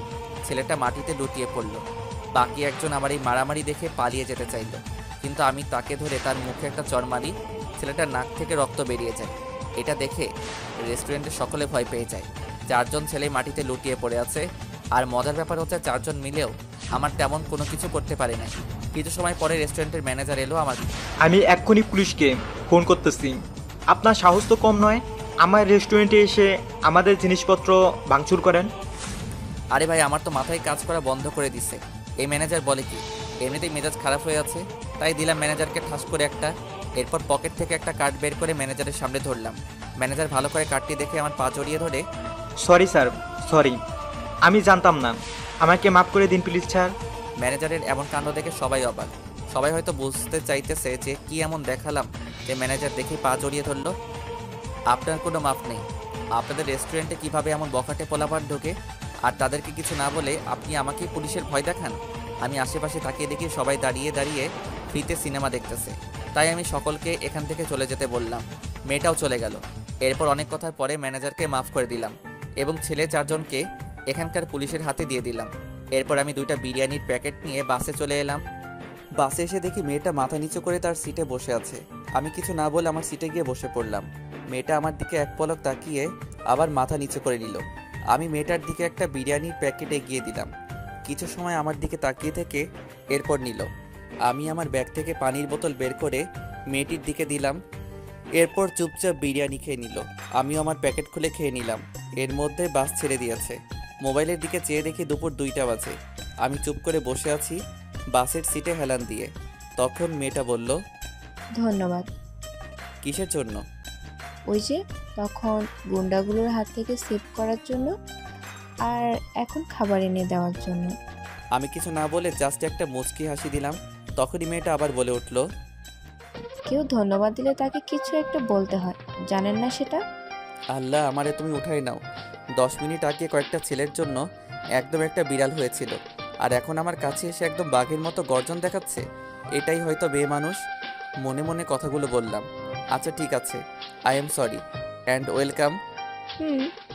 কিছু সময় চুপ থাকার পরে মেয়েটা আবার বলে উঠল, আচ্ছা ভাই, আপনার নামটা যেন কি? ইমন। শুধু ইমন? হুম ভাই আপনি কি খুলনা যাচ্ছেন? বাসটা যেহেতু খুলনা যাচ্ছে সেহেতু আমিও খুলনা যাচ্ছি। ভাই আপনার বাসা কি খুলনা? এই মেয়ে এত বকবক করতে পারে আমার জানা ছিল না। আমি তো ভেবেছিলাম একটা ধন্যবাদ দিয়ে চুপ হয়ে যাবে, কিন্তু এ তো দেখি থামার কোনো নামই নাই। যাই হোক, যেহেতু ভাইয়া বলে ডাকতেছে তাই সব চুপচাপ করে শুনে যাই। হ্যাঁ, আবার না, মানে বুঝলাম না। খুলনা আমার বাসা, কিন্তু থাকি ঢাকাতে। আরে ভাইয়া আগে বলবেন না, আমিও তো ঢাকায় থাকি। আপনি ঢাকায় কোথায় থাকেন? আমি পার্সোনাল কিছু কাউকে বলি না। ও হ্যালো, একটু ভাইয়া বলে ডেকেছি, এর মানে এটা না যে আপনি যা ইচ্ছে তাই বলবেন। ওকে, সরি। এবার একটু চুপ করেন। মেয়েটা আমার সামনে থেকে মুখ ঘুরিয়ে নিল। আমি আর কিছু না ভেবেই পকেট থেকে একটা সিগারেট বের করে খেতে লাগলাম। হঠাৎ করে মেয়েটা আমার মুখ থেকে সিগারেটটা কেড়ে নিয়ে বাসের জানালা দিয়ে ফেলে দিল। আমি হাঁ করে মেয়েটির দিকে তাকিয়ে আছি। আপনার এত বড় সাহস, আমার মুখ থেকে সিগারেট কেড়ে নেন? 1000 বার কেড়ে নেব, কি করবেন আপনি? আপনি যদি একটা মেয়ে না হতেন তাহলে আপনাকে আমি এতক্ষণে মেরে পুঁতে ফেলতাম। আরে ধু, সে কখন থেকে কি আপনি আপনি করতেছেন? আমি আপনার থেকে ছোট, তাই তুমি করেই বলবেন। অসহ্য। এইরকম কথা বলে মেয়েটা আমার মাথা খেয়ে ফেলেছে বাসের মধ্যে বসে। একটু আগে আমাকে যা নয় তাই বলতেছিল, আর এখন এইটুকু সময় ভাইয়া বানিয়ে আমার সাথে গল্প করতেছে। মেয়েটা অনেক মিশুক। মেয়েটার সাথে কথা বলতে বলতে খুলনা বাস স্ট্যান্ডে চলে এসেছি। প্রায় 5টা বেজে গেছে। রাস্তায় অনেক জ্যাম ছিল। মেয়েটা আমাকে বিদায় জানিয়ে বাস থেকে নেমে গেল। বাসের জানালা দিয়ে দেখলাম একটা ছেলে এসে মেয়েটাকে বাইকে করে নিয়ে গেল। এটা হয়তো তার সেই ভাই। যাই হোক, আমি আমার ব্যাগটা কাঁধে নিয়ে বাইরে বের হলাম। চোখে সানগ্লাস লাগিয়ে নিলাম। এরপর বাস থেকে নেমে গেলাম, কিন্তু বাইরে কাউকে দেখতে পেলাম না যে আমাকে নিতে এসেছে। তাই আমি সাথে সাথেই জাকির সাহেবকে ফোন দিলাম। জি স্যার, বলুন। আপনার সেই লোক কোথায়? আমি তো বাস স্ট্যান্ডে দাঁড়িয়ে আছি। স্যার, আপনি আর কিছু সময় অপেক্ষা করুন, নাজমুলকে আমি এক্ষুনি ফোন দিয়ে যেতে বলছি। কিন্তু এই নাজমুলকে? নাজমুল আমার মতো আপনার সাথে সব সময় থাকবে। আচ্ছা। এরপর আমি ফোন কেটে দিয়ে অপেক্ষা করতে লাগলাম। অনেক সময় দাঁড়িয়ে আছি। তখনই মনে পড়লো আজকে সারাদিনে একটাও সিগারেট খাওয়া হয়নি, তাই পকেট থেকে একটা বেনসন সিগারেট বের করে খেতে লাগলাম। তখনই আমার চোখ গেল সামনের একটা মেয়ের দিকে। মেয়েটা একা একা রাস্তা দিয়ে যাচ্ছিল। তখনই কয়েকটা ছেলে মেয়েটির রাস্তা আটকে দিয়ে উল্টাপাল্টা কথা বলতে লাগলো। আমি মনে মনে তৈরি হলাম যে আজকে এদেরকে আকাশে পাঠিয়ে দিব। ঠিক তখনই কোথা থেকে এক গাড়ি পুলিশ আসে। 2জন পুলিশ গাড়ি থেকে নামলো। এরপর গাড়ি থেকে একটা মেয়ে পুলিশকে নামতে দেখলাম। আরে এটা তো মেয়ে না, এটা সাক্ষাৎ একটা পরী। আমি এক দৃষ্টিতে মেয়েটার দিকে তাকিয়ে আছি। মেয়েটার চোখ দুটি যেন খুব চেনা চেনা লাগতেছে। কোথায় যেন দেখেছি, ঠিক মনে করতে পারতেছি না। আর মেয়েটার সবচেয়ে আকর্ষণীয় যে জিনিসটা সেটা হচ্ছে তার চুল। অনেক লম্বা লম্বা চুল। ইচ্ছে করতেছে এই চুলের মাঝে হারিয়ে যায়। আমি মনে মনে এগুলো ভাবতেছিলাম আর পুলিশগুলোর কাণ্ড দেখতেছিলাম। তখনই আমাকে অবাক করে দিয়ে মেয়ে পুলিশটির ছেলে 3টার গালে কষে কয়েকটি চর বসিয়ে দিল। আমি ভেবেছিলাম মেয়েটা হয়তো শান্ত হবে, কিন্তু না, এ তো আস্ত একটা রাগের ডিব্বা। আমি সেই জায়গায় দাঁড়িয়ে আছি, অলরেডি একটা সিগারেট শেষ, তাই পকেট থেকে আরেকটা সিগারেট বের করে মুখ আর আশেপাশে দেখতে লাগলাম। অনেক বদলে গেছে প্রাণের শহরটা। সে আগের মতো আর কোনো কিছু নেই। আমি যেখানে দাঁড়িয়ে আছি সেখানে আগে একটা টিনের ঘর ছিল। এখানে মানুষ বাসের জন্য অপেক্ষা করত, আর এখানে তো এখন পুরো একটা ডিজিটাল বাস স্ট্যান্ড গড়ে উঠেছে। সব কিছু বদলে গেছে। আমি মনে মনে পুরনো দিনের কথা চিন্তা করতেছি আর সিগারেট টানতেছি। তখনই হঠাৎ একটা গাড়ি এসে আমার সামনে থামলো। প্রথমে ভেবেছিলাম এমনি হয়তো থেমেছে, কিন্তু পরে খেয়াল করে দেখি সেই মেয়ে পুলিশ গাড়ি থেকে নেমে সোজা আমার কাছে চলে এলো। আমি খুবই অবাক হলাম। আমি আবার কি করলাম যে আমার কাছে পুলিশ এসেছে? চোখ থেকে সানগ্লাসটা নামান। আমি তার কথা মতো চোখ থেকে সানগ্লাস খুলে ফেললাম। এইটা কি সিগারেট খাওয়ার জায়গা? আমি কিছু না বলে সিগারেট এনে যাচ্ছি অন্যদিকে চেয়ে। এবার মেয়েটা আমার মুখ থেকে সিগারেট ফেলে দিল। আমি রেগে গিয়ে বললাম, আপনি আমার সিগারেট ফেলে দিলেন কেন? আমার এলাকায় সিগারেট খাওয়ার কোনো নিয়ম নেই। 1 মিনিট, আপনি এটা কি বললেন? আর আমাকে এসব পুলিশের নিয়মকানুন শিখাতে আসবেন না, ওকে? আমি এসব ভালো করে জানি। হাবিলদার সাহেব, এই ছেলেকে এক্ষুনি থানায় নিয়ে চলুন। এ একটু বেশিই কথা বলতেছে। থানায় নিয়ে কয়েক ডোজ দিলেই ঠিক হয়ে যাবে। মেয়েটির এই কথা শুনে গাড়ি থেকে দুজন পুলিশ এসে আমাকে ধরে গাড়িতে তুলতে যাবে। তখনই আমি বললাম, কি অপরাধে আমাকে থানায় নিয়ে যাচ্ছেন? এরপর মেয়েটা আমাকে একটা লেখা পড়তে বলল। আমি লেখাটা দেখে চুপ হয়ে গেলাম, কারণ সেখানে লেখা আছে এখানে ধূমপান করা নিষেধ। আমি তো পুরাই বেকুব বনে গেলাম, আর কোনো কথা বললাম না। এটা কি পুলিশ রে ভাই, সামান্য সিগারেট খাওয়ার জন্য থানায় নিয়ে যাচ্ছে? আজব ব্যাপার। আমি গিয়ে পুলিশের গাড়িতে বসলাম, আর বসে বসে ভাবতে লাগলাম, শুধুমাত্র আমার একটা ফোনেই আমি এই মেয়ের চাকরি নিয়ে নিতে পারি। কিন্তু আগে দেখে নেই এই মেয়ে আমার সাথে কি করে। আমি একটা হাসি দিলাম। এরপর কিছু সময় পরে থানায় চলে এলো আমাদের গাড়ি। একটা পুলিশ আমাকে নিয়ে লকআপে ঢুকিয়ে দিল। এদিকে নাজমুল বাস স্ট্যান্ড এসে দেখে শ্রাবণ নেই। সে অনেক খুঁজে দেখে চারপাশে, কিন্তু কোথাও পায় না শ্রাবণকে। তাই সে মোবাইলে শ্রাবণের একটা ছবি বের করে আশেপাশের লোকজনকে দেখাতে লাগলো। তখন একটা লোক বলে, আরে ভাই, এ লোক আপনার কি হয়? একে তো একটু আগে পুলিশ গ্রেপ্তার করে নিয়ে গেছে। আপনার মাথা ঠিক আছে? একটু ভালো করে দেখেন। আরে দাদা, আমি ঠিকই দেখেছি। এই ছেলেকে একটু আগে 3টা পুলিশ এসে গ্রেপ্তার করে নিয়ে গেছে, সাথে একটা মেয়ে পুলিশও ছিল। ও মাই গড। আচ্ছা ভাই, ধন্যবাদ। এরপর নাজমুল সোজা থানায় চলে আসে। কাউকে কিছু না বলে থানার ভিতরে ঢুকে যায়। লকআপের দিকে তাকিয়ে দেখে শ্রাবণ মাথা নিচু করে বসে আছে। এরপর নাজমুল আমার কাছে আসে। আমি চুপচাপ করে মাথা নিচু করে মাটিতে বসে আছি। তখনই আমি সামনে তাকিয়ে দেখি একটা ছেলে। সরি, আমার আসতে একটু লেট হয়ে গেল। আর আপনি এখানে কি করেন? কে তুমি? ভালো চিনলাম না তো। স্যার, আমি নাজমুল, জাকির স্যার পাঠিয়েছেন। ও আচ্ছা। স্যার, আপনি এখানে এলেন কি করে? সেই সব জিজ্ঞেস না করে তাড়াতাড়ি আমাকে বাইরে বের করুন। 1 মিনিট স্যার, আমি এখনই ম্যাডামকে গিয়ে আপনার পরিচয় বলি। না, একদম না। থানায় ম্যাডামকে কিছু বলবেন না। আমাকে আপনি একদম সাধারণভাবেই এখান থেকে বের করবেন। কিন্তু কেন স্যার? তুমি হয়তো জানো আমি এখানে কি কাজে এসেছি। আমি চাই না কেউ এখনই আমার পরিচয় জানুক। এতে আমাদের কাজ করতে সমস্যা হতে পারে। কিন্তু স্যার।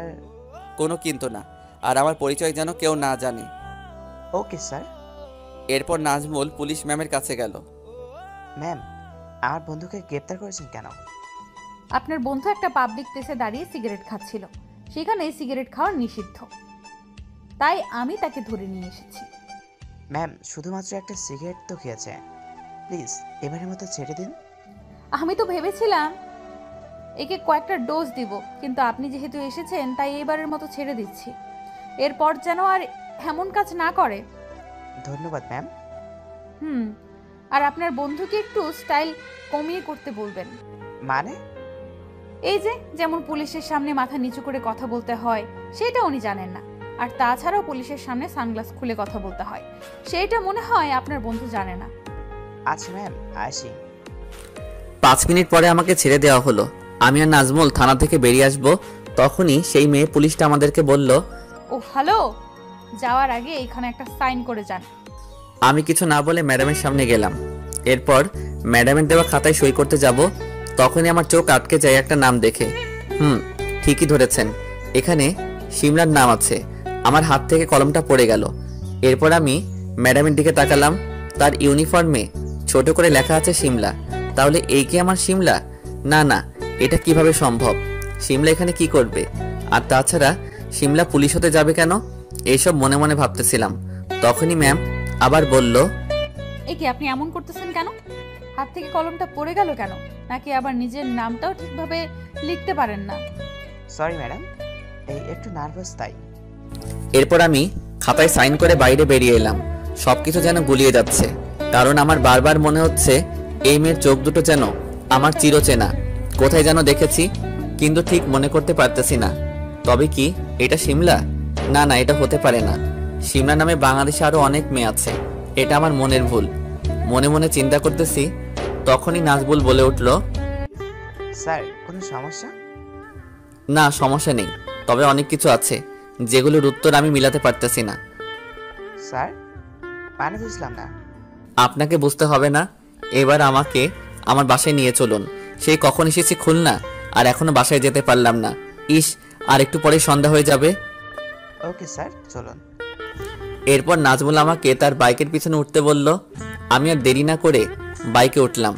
এরপর নাজমুল বাইক চালাতে লাগলো, আর আমি খুলনা শহরটা চোখ দিয়ে দেখতে লাগলাম। সবকিছু বদলে গেছে। কিছু চিনতে পারতেছি না। প্রায় 20 মিনিট পরে এসে নাজমুল বাইক থেকে নামলো। স্যার, এই যে আপনার বাসা, এখন থেকে আপনি এখানে থাকবেন। আচ্ছা, আর আপনি এখন আপনার বাসায় যান। আমার কোনো দরকার হলে আমি ফোন দিয়ে আপনাকে ডেকে নিব। এরপর নাজমুল চলে গেল। আমি দেরি না করে তাড়াতাড়ি বাসার ভিতরে ঢুকে গেলাম। শরীরটা অনেক ক্লান্ত, সারাদিনে অনেক কষ্ট হয়েছে। বাসার কোথায় কি কিছুই জানি না। আমি সোজা সিঁড়ি বেয়ে উপরে উঠে গেলাম। আমার উপরের রুমে থাকতে সর্বদা ভালো লাগে, তাই কোথাও কিছু না দেখে উপরে চলে গেলাম। উপরে মোট 3টা রুম। আমি প্রথম রুমে ঢুকে পড়লাম। এরপর ব্যাগ রেখে ওয়াশরুমের ভিতরে চলে গেলাম। প্রায় 30 মিনিট পরে ওয়াশরুম থেকে বাইরে বের হলাম। এরপর আর কিছু না ভেবে বিছানায় শুয়ে পড়লাম। কিছু সময়ের মধ্যে ঘুমের রাজ্যে তলিয়ে গেলাম। এদিকে শিমলা কিছুতেই শান্ত হয়ে বসে থাকতে পারতেছে না নিজের অফিসে, কারণ আজকে তার শ্রাবণের কথা খুব মনে পড়তেছে। তার কেন জানি মনে হচ্ছে শ্রাবণ তার খুব কাছেই আছে। আগে তো তার এমন কখনোই মনে হয়নি। শিমলা তখন থেকেই অস্থির হয়ে আছে যখন ইমন নামের ছেলেটাকে সে দেখেছে, কারণ ওই ছেলেটার চোখ দুটো যেন কিছু একটা বলতে চায়।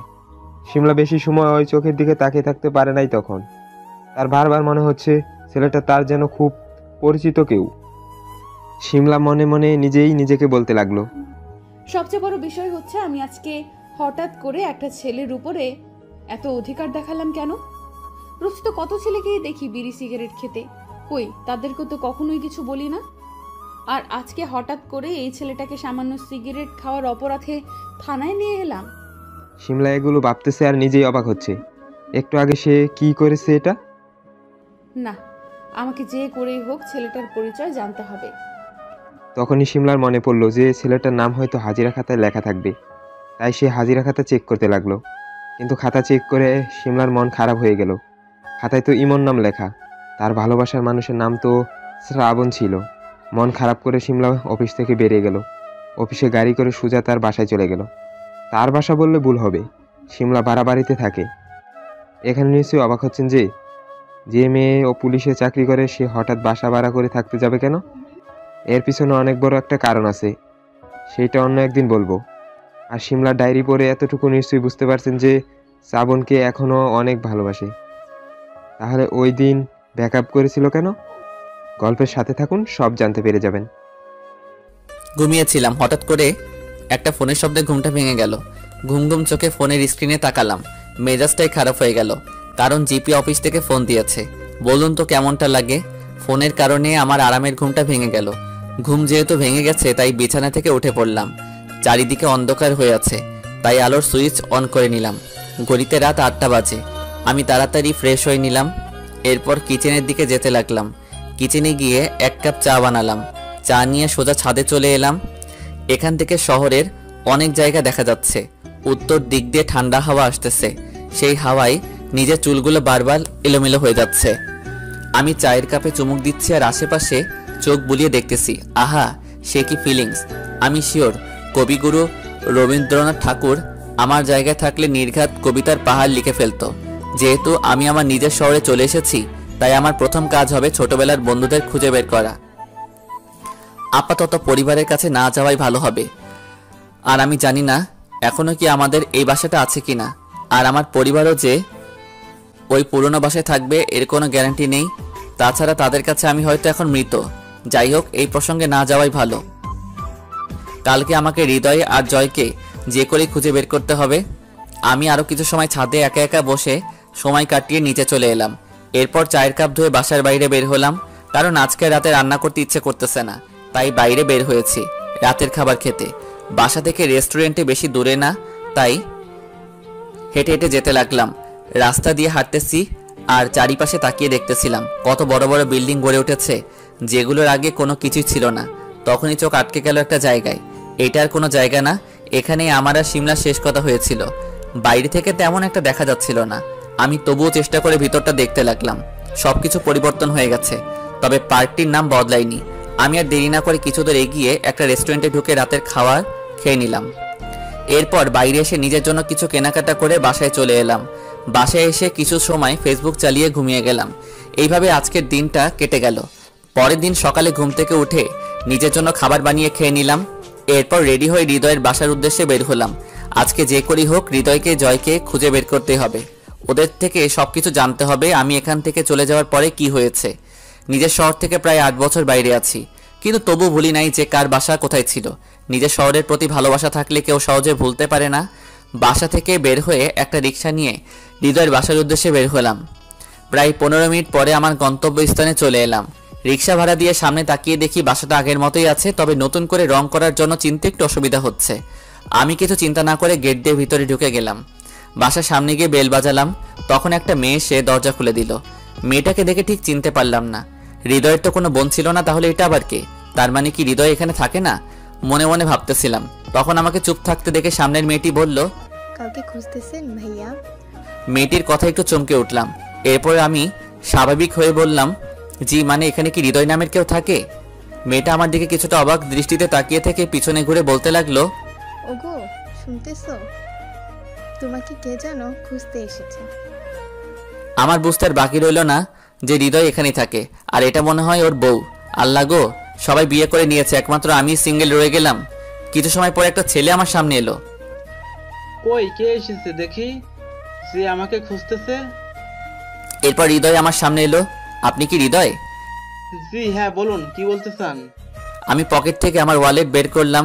এরপর সেখান থেকে একটা কার্ড বের করে হৃদয়ের সামনে ধরলাম আর বললাম, I am Imon from CID, আপনাকে এখনই আমার সাথে যেতে হবে। আমার এই কথা শুনে হৃদয় আর ওর বউ দুজনেই ভয় পেয়ে গেল।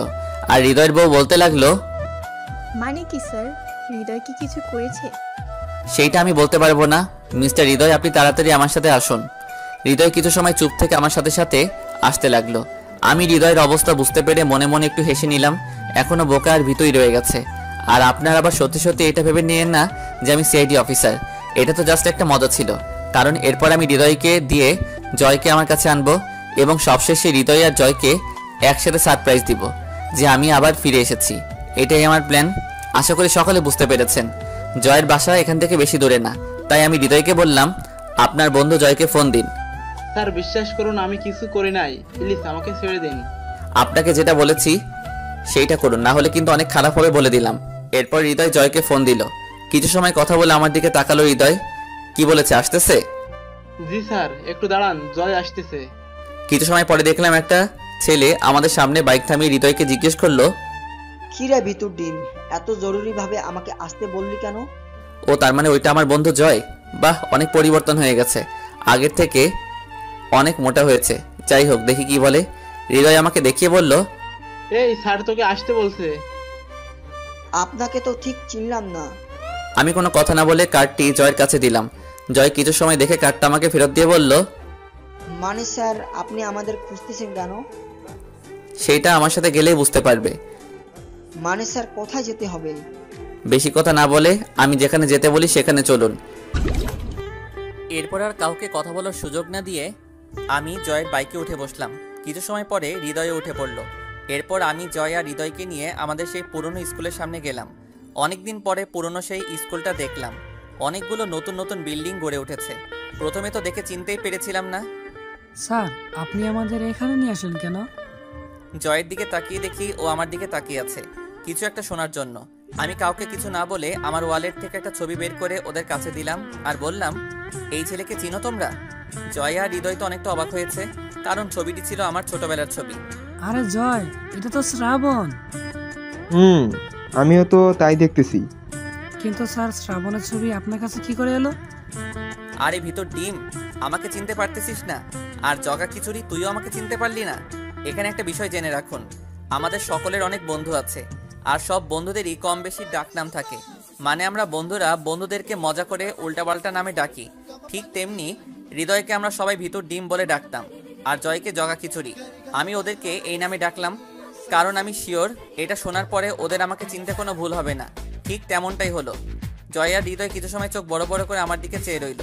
এরপর হঠাৎ করে দুই হারামি আমাকে খুব শক্ত করে জড়িয়ে ধরলো আর বলতে লাগলো, শ্রাবণ, সত্যি এটা তুই? আমার তো বিশ্বাসই হচ্ছে না। আমার মনে হচ্ছে আমি স্বপ্ন দেখতেছি। দোস্ত, তুই তো পুরো নায়ক হয়ে গেছিস।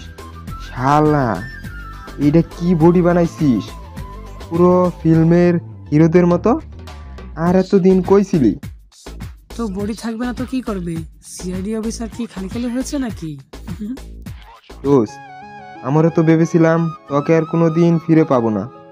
আমি আর হৃদয় তো তোকে খুঁজতে খুঁজতে টানা 2 বছর পড়ালেখায় মন বসাতে পারি নাই। তুই সব খুলে বলতো, কোথায় ছিলে এতদিন? এ ভাই, তোরা আমাকে আগে ছেড়ে দে, তারপর আস্তে আস্তে সব খুলে বলতেছি। তোরা তো আমাকে এমনভাবে জড়িয়ে ধরে আছিস যেন আমি তোদের বউ। ও হ্যাঁ, আমাদের তো মনেই ছিল না। শালা, অনেক দিন পরে দেখা তো, তাই ইমোশনাল হয়ে গেছিলাম। ঠিক বলছিস। এরপর ওরা দুইজন আমাকে ছেড়ে দিল। আমি স্কুলের পাশের একটা বেঞ্চে গিয়ে বসে হাঁপাতে লাগলাম। কিছু সময় পরে জয় আর হৃদয় আমার কাছে এসে বসে পড়লো আর জিজ্ঞেস করলো, দোস্ত বল না, এতদিন কই ছিলি আর হঠাৎ করে কোথা থেকে এলি? তোর বাসায় জানে তুই ফিরে এসেছিস? আরে এত প্রশ্ন একসাথে করলে আমি উত্তর দিব কিভাবে? আরে জয়, তুই চুপ কর না, ওকে বলতে দে, দেখি কি বলে। আচ্ছা দোস্ত, তুই বল। এরপর আমি বলতে শুরু করলাম, প্রথমত আমার বাসায় কেউ জানে না আমি এখানে এসেছি। আর এতদিন আমি ঢাকাতে ছিলাম, সেখানে লেখাপড়া শেষ করেছি। 2 বছর হলো একটা চাকরি করতেছি। হঠাৎ তোদের কথা খুব মনে পড়লো, তাই চলে এলাম। এ ভাই, তুই এবার থাম, তোকে আর বলতে হবে না, আমরা জানি তুই কি জন্য এসেছিস। আমাদেরকে আর মিথ্যা বলা লাগবে না। জয়, ঠিক বলছিস। আমি ওদের কথায় কিছু না বলে একটু হাসলাম। এই, একদম হাসবি না। আচ্ছা, তুই তোর বাসা থেকে কাউকে কিছু না বলে চলে গেছিলি কেন? তোরা তো সবটাই জানিস, তাহলে জিজ্ঞেস করতেছিস কেন? কি জানি আমরা? তুই তোর বাসা থেকে চলে গিয়েছিলি, এটা আমরা কিভাবে জানবো? সেটাও ঠিক। তাহলে শোন, অতীত, তোরা তো সব জানিস কিভাবে আমার আর সিমলার ব্রেকআপ হয়েছিল, তাই সেটা আর খুলে বললাম না। সিমলা আর আমার ব্রেকআপের আজকে 2 দিন হয়ে গেল। এই 2 দিনে যে আমি কতভাবে চেষ্টা করেছি শুধুমাত্র সিমলার সাথে একটু কথা বলার জন্য, সেইটা আমি ছাড়া আর কেউ জানে না। কিন্তু আফসোস, কোনো লাভ হয়নি। আমি সিমলার সাথে কথা বলতে পারি নাই। আজকে আমার পরীক্ষা। এটা যেমন তেমন পরীক্ষা না, এসএসসি পরীক্ষা। আমার পরীক্ষা দেওয়ার কোনো ইচ্ছেই ছিল না, তবুও ভাইয়ার ভয়ে পরীক্ষা দিতে যাই। পরীক্ষার খাতায় একদম কিছু লিখি নাই, সবগুলো পরীক্ষার খাতা একদম ফাঁকা রেখেছিলাম। কি লিখতাম আমি পরীক্ষার খাতায়? আমার মনে তখন শুধু দুঃখ, কষ্ট, বেদনা ছাড়া আর কিছু ছিল না। দেখতে দেখতে পরীক্ষা শেষ হয়ে যায়। এই কয়েকদিনে আমার অবস্থা অনেক খারাপ হয়ে গিয়েছিল। নিজের চোখের সামনে সিমলাকে দেখতে পেতাম, কিন্তু কথা বলতে গেলেই সিমলা চলে যেত। একদিন তো সারা স্কুলের সামনে বসে আমাকে চড় মারে। আমি কিছু বলি নাই, আর বলতেও পারতাম না, কারণ নিজের ভালোবাসাকে কিভাবে আঘাত করব আমার জানা ছিল না। আমার এমন অবস্থা নিয়ে আমার পরিবারের সবাই চিন্তিত ছিল, তবুও আমি কাউকে কিছু বলি নাই। 2 মাস পরে আমার রেজাল্ট আসে। আমি জানি আমি সব বিষয়ে ফেল করেছি, তাই সেদিন নিজের রুম থেকে বের হইনি। তখন সকাল 11টা বাজে সম্ভবত। আমি নিজের রুমে বসে চোখ বন্ধ করে সিমলার কথা চিন্তা করতেছিলাম। তখনই হঠাৎ ভাইয়া আমার রুমে আসে। এসে আমার জামার কলার ধরে ড্রয়িং রুমে নিয়ে যায়। সেখানে আব্বু, আম্মু, আপু সবাই ছিল। আমাকে এইভাবে নিয়ে যেতে দেখে আব্বু বলল, আরে জুয়েল, কি করতেছিস? আব্বু, তুমি আজকে কিছু বলবে না? আজকে আমি ওকে মেরেই ফেলবো। ও আমাদের পরিবারের সব সম্মান ডুবিয়েছে। কি করেছে ও? খুলে বলবি তো নাকি? আমি কিছু বলতেছি না, আমি শুধু চুপ করে মাথা নিচু করে দাঁড়িয়ে আছি। তখনই ভাইয়া আমার মুখ তুলে আমার 2 গালে খুব জোরে 2টা চড় দিল। আমি নিচে পড়ে গেলাম। তখনই ভাইয়া বলতে লাগলো, তোমাদের সকলের আদর পেয়ে ও একটা আস্ত বদমাশ হয়ে গেছে। ওর পরীক্ষার রেজাল্ট দেখতে আমার বন্ধুর দোকানে গিয়েছিলাম। সেখানে আমার সব বন্ধুরা ছিল। আমি ওদের সামনে শ্রাবণের রেজাল্ট বের করি। রেজাল্ট কি ছিল জানো তোমরা? কি বলিস? সব বিষয়ে ফেল, এমনকি ধর্মের বিষয়ে ফেল। আমার চোখ থেকে না চাইতেও পানি গড়িয়ে পড়তে লাগলো। এরপর সবাই আমাকে সেই দিন বেশি কথা বলে। কেউ কথা শোনাতে বাদ দেয়নি, শুধু আমার ছোট বোনটা বাদে। তখন রাত 1টার বেশি বাজে। সবাই ঘুমিয়ে গেলেও আমার চোখে কোনো ঘুম নেই। আমার জীবনে আমি কোনো দিন এত বেশি কথা শুনি নাই। একটা সময় তো আমার মনে হচ্ছিল আমি সুইসাইড করি, তাহলে হয়তো আমার সব দুঃখ কষ্ট দূর হয়ে যাবে, কিন্তু পারি নাই। একদিকে ছিল সিমলার প্যারা, আর অন্যদিকে পরিবারের প্যারা। অনেক সময় ভেবে আমি একটা সিদ্ধান্ত নিয়ে ফেলি, যেটা আমার জীবনের সবচেয়ে ভালো সিদ্ধান্ত ছিল। আমি রাত 2টার সময় বাসা থেকে পালিয়ে যাই, কাউকে কিছু না বলে। হাতে কোনো টাকা ছিল না, কোথায় যাব এত রাতে, কি করব কিছুই বুঝে পাচ্ছিলাম না। আমাদের শহরের মেন রোডের পাশে একটা বেঞ্চে একা একা বসে আছি। রাস্তা দিয়ে মাঝে মাঝে 2-1টা ট্রাক যাচ্ছে ঢাকার দিকে। আমাকে যে করেই হোক ঢাকা যেতে হবে। সেখানে গিয়ে কি করব, কোথায় থাকবো, কি খাবো কিছু জানি না। তবু আমার মন বলতেছে ঢাকা যেতে, কিন্তু কিভাবে যাব তাই ভাবতেছি। কাছে তো কোনো টাকা নেই। তখনই আমার সামনে একটা খালি ট্রাক এসে থামে। মনে হয় মাত্র কোনো কিছু ডেলিভারি দিয়ে এসেছে, কিন্তু এখানে হঠাৎ থামলো কেন? তখনই দেখি ট্রাকের ড্রাইভার গাড়ি থেকে নেমে রাস্তার পাশে দাঁড়িয়ে হালকা হতে লাগলো। আমি আর দেরি না করে ট্রাকের পিছে উঠে পড়ি। প্রায় 2 মিনিট পরে টের পেলাম ট্রাক চলতে শুরু করেছে। আমি চুপ করে বসে আছি পিছনে। ড্রাইভার জানে না যে আমি এখানে আছি। তখন পরিবারের কথা চিন্তা করতে করতে কখন ঘুমিয়ে গেছি জানি না। এরপর যখন আমার ঘুম ভাঙলো তখন আমি ট্রাক থেকে নেমে গেলাম। চারিদিকে ভালো করে দেখতে লাগলি। সবকিছু দেখে বুঝলাম এটা ঢাকা শহর। ব্যাস এইটুকুই। বর্তমানে দোস্ত, তুই তো পুরো একটা সিনেমার কাহিনী শোনালি আমাদেরকে। এ হারামি, এত সামান্য কারণে কেউ বাড়ি ছেড়ে চলে যায়? ভাই, তোদের কাছে সামান্য বিষয় হতে পারে, কিন্তু আমার কাছে অনেক বড় আঘাত ছিল। বন্ধু, তুই এইটা একদম ঠিক করিস নাই। জানিস আন্টি তোর জন্য কত কান্না করেছে এতদিন? আচ্ছা চল, তোকে তোর বাসায় দিয়ে আসি। আন্টি তোকে দেখলে খুব খুশি হবে। এই না না, একদম না, আমি বাসায় যাব না। মানে কি? তুই বাসায় যাবি না মানে কি? এতদিন পরে এসেছিস আবার বলতেছিস বাসায় যাবি না? এখনো কি পরিবারের উপরে রেগে আছিস? না, রেগে নেই, তবে এখানে এসেছি একটা কাজে। কাজটা শেষ হলেই পরিবারের কাছে যাব আমি। শুধু একটু সময় দে আমাকে। তাহলে এখন কি করবি তুই? সমস্যা নেই, একটা ফ্ল্যাটে আছি আপাতত। সবই বুঝলাম, কিন্তু আমি এটা বুঝতেছি না যে তুই শূন্য পকেটে ডাকা গেলি আর এখন দেখতেছি সিআইডি অফিসার হয়ে ফিরে এলি। ঘটনাটা কি? আমি কোনো সিআইডি অফিসার না, তবে এইরকম কিছু একটা, সেটা অন্য একদিন বলবো। আগে আমাদের শহরটা ঘুরে দেখে আসি। অনেক বছর হলো কোনো কিছু দেখি না। আচ্ছা চল তাহলে, আজকে সারাদিন ঘুরে আসি। আর তোদেরকে আমি একটা কথা বলে দিই, যদি তোদেরকে কেউ আমার কথা জিজ্ঞেস করতে আসে তাহলে কাউকে কিছু বলবি না। সময় হলে আমি নিজেই সকলের সামনে যাব। আচ্ছা সমস্যা নেই, কাউকে বলবো না। এরপর আমি সকলের খোঁজ খবর নিলাম। আমাদের ব্যাচের সকলেরই নাকি বিয়ে হয়ে গেছে। এরপর জিজ্ঞেস করলাম, আমার পরিবারের কথা জিজ্ঞেস করলাম। ওরা সবকিছু খুলে বলল। এখনো নাকি আমার পরিবার আমাকে মনে রেখেছে। তারা নাকি এখন আমাকে খুঁজে বেড়ায়। শুনে খুব ভালো লাগলো। তবে আমি এখনই যাব না আমার পরিবারের কাছে। আচ্ছা দোস্ত, সিমলার কি অবস্থা? ওর বিয়ে হয়ে গেছে নাকি? আবার সেই সিমলা? শালা তুই কি দিয়ে তৈরি? আরে বল না। পুলিশে চাকরি করে এখন, অনেক তেজ ওই সিমলা। পুলিশ না হলে ওকে আমি দেখে দিতাম আমার বন্ধুকে ছেঁকা দেওয়ার ফল কি হয়। আচ্ছা, ওর কি বিয়ে হয়ে গেছে? না, এখনো হয়নি। এটা শুনে কেন জানি মুখে একটা হাসি চলে আসলো। কেন সেটা জানি না, হয়তো এটাই ভালোবাসা। আচ্ছা, সিমলা কি এখনো আমাকে ভালোবাসে? ও কি এখনো আমার জন্য অপেক্ষা করে আছে? ও অপেক্ষা করলেই বা কি, আমি তো আর ওকে ভালোবাসি না। ওকে আমি আমার জীবনেই চাই না। আমি মনে মনে নিজে নিজেই কথাগুলো বলতেছিলাম, তখনই জয় বলে উঠল, কিরে কি ভাবতেছিস? ওর কথায় স্বাভাবিক হয়ে আমি বললাম, অনেক সময় হলো তাদের সাথে আছি, এবার বাসায় যেতে হবে। আমাকে যেতে হবে, না হলে বউ আমাকে খুব মারবে। সবাই একসাথে হেসে দিলাম। এরপর বন্ধুদেরকে বিদায় দিয়ে বাসায় চলে এলাম। আজকে খুব ভালো লাগতেছে পুরনো বন্ধুদেরকে কাছে পেয়ে। অনেক হ্যাপি মনে হচ্ছে আজকে নিজেকে। জানি না নিজের পরিবারকে কাছে পেলে কতটা খুশি হব। বাসায় এসে সোজা নিজের রুমে চলে এলাম। মোবাইলে তাকিয়ে দেখি বিকাল 4টা বাজে। আমি তাড়াতাড়ি শাওয়ার নিয়ে নিলাম।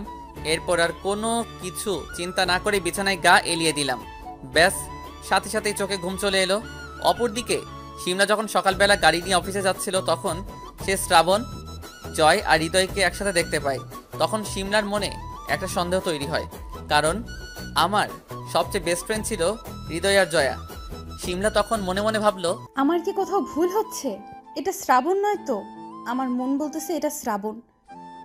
আমার তো কোনো দিন এমনটা মনে হয়নি আজ পর্যন্ত, কিন্তু বিষয়টি তো অন্যরকমও হতে পারে। যেমন এটা যদি শ্রাবণ হয় তাহলে তো ওর পরিবারের কাছে যেত আগে। তাছাড়াও নামটার সাথেও তো মিল নেই। আগে যেমন আমার সাথে রিলেশনশিপে ছিল তখন তো অনেক রোগা পাতলা ছিল, আর এই ছেলেকে তো অন্যরকম লাগে। সিমলা কিছুতেই মিলাতে পারতেছে না, তাই সে সিদ্ধান্ত নিল যে সে জয় আর হৃদয়ের সাথে কথা বলবে। এরপর সিমলা সেখান থেকে গাড়ি নিয়ে চলে যায়। দেখতে দেখতে সন্ধে হয়ে যায়। সিমলা অফিস থেকে বেরিয়ে যায়। আজকে সারাদিন সিমলা কোনো কাজেই মন লাগাতে পারে নাই, কারণ সারাদিন সে ইমন নামে ছেলেটার কথা চিন্তা করছে। সিমলা জানে জয় আর হৃদয়কে এখন কোথায় পাওয়া যাবে, তাই সে সোজা গাড়ি নিয়ে হৃদয়ের বাসার সামনে চলে গেল। হৃদয়ের বাসার সামনে একটা টং দোকান আছে, সেখানে বসে হৃদয় আর জয় চা খাচ্ছিল। এটা তাদের ডেলিকার রুটিন বলেই চলে। হৃদয় আর জয় পুলিশের গাড়ি দেখে একটু অবাক হলো, কিন্তু সবচেয়ে বেশি অবাক হলো গাড়ি থেকে নামা মানুষটাকে দেখে, কারণ তারা দেখতে পেল গাড়ি থেকে আর কেউ নয়, শিমলা নামতেছে। শিমলা সোজা জয়ের কাছে চলে গেল। সেখানে গিয়ে একটা হালকা হাসি দিয়ে তাদের সামনে একটা বেঞ্চে বসে পড়ল। এরপর বলল, জয় ভাইয়া এবং হৃদয় ভাইয়া কেমন আছেন? ভালো। ভাইয়া, আপনার হয়তো ভাবতেছেন আমি হঠাৎ করে আপনাদের কাছে কেন এলাম, তাই না? আমি আপনাদের কাছে একটা জিনিস জানতে এসেছি। কি জানতে এসেছিস আমাদের কাছে? আজকে সকালে আপনাদের দুজনকেই একটা ছেলের সাথে দেখেছিলাম। ওই ছেলেটা কে ছিল? আগে তো কোনো দিন এই এলাকায় দেখি নাই। শিমলার মুখে শ্রাবণের কথা শুনে জয় আর হৃদয় দুজনে একটু অবাক হয়, অবাকের সাথে একটু ভয়ও পায়। কারণ শিমলা যদি জানতে পারে এটা শ্রাবণ, তাহলে শ্রাবণ সে জয় আর হৃদয়ের অবস্থা খারাপ করে ফেলবে, সেটা তাদের জানা আছে খুব ভালো করে। কি হলো, কথা বলতেছেন না কেন? এবার জয় কথার উত্তরে বলল, ওটা তো আমাদের একটা পুরনো ফ্রেন্ড। নাম কি? বাসা কোথায়? নাম কি বলবে এটা ভেবে পাচ্ছে না জয়, কারণ যদি শ্রাবণের নাম বলে দেয় তাহলে নিশ্চয়ই শিমলা বুঝতে পেরে যাবে এটা শ্রাবণ। তাই জয় অনেক সময় ভেবে একটা নাম বলল। ওর নাম তো নিলয়। মিথ্যা বলতেছেন কেন? মানে? মানেটা খুব সোজা। ওই ছেলের নাম নিলয় না, ওই ছেলেটার নাম ইমন। সে নিজে আমাকে বলেছিল। আর আপনি আমাকে মিথ্যা বললেন কেন? শিমলার মনে একটা আশার আলো জাগলো, কারণ ছেলেটাও হয়তো তাকে মিথ্যে না বলেছে। এরপর শিমলা আবার বলল, ভাই আমি জানি এটা শ্রাবণ, তাই শুধু শুধু মিথ্যা বলে লাভ নেই। আরে ম্যাম, এক মিনিট, আপনি কি পাগল হয়ে গেলেন নাকি? ওই ছেলেটা শ্রাবণ হতে যাবে কেন?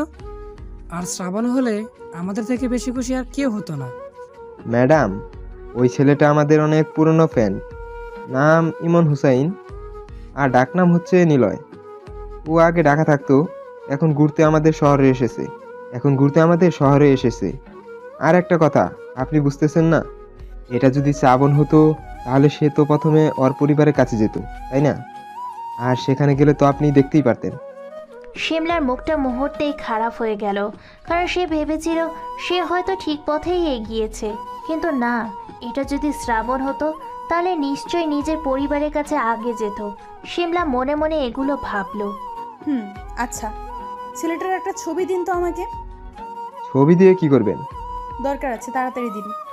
আমাদের কাছে ওর কোনো ছবি নেই। নিজে থেকেই দেবেন নাকি আমি অন্য কোনো ব্যবস্থা করব? আপনাদের একটা কথা বলা হয়নি। আমরা যখন ঘুরতেছিলাম তখন জয় অনেকগুলো সেলফি তুলেছিল, অনেকদিন পরে দেখা হয়েছে সেই জন্য।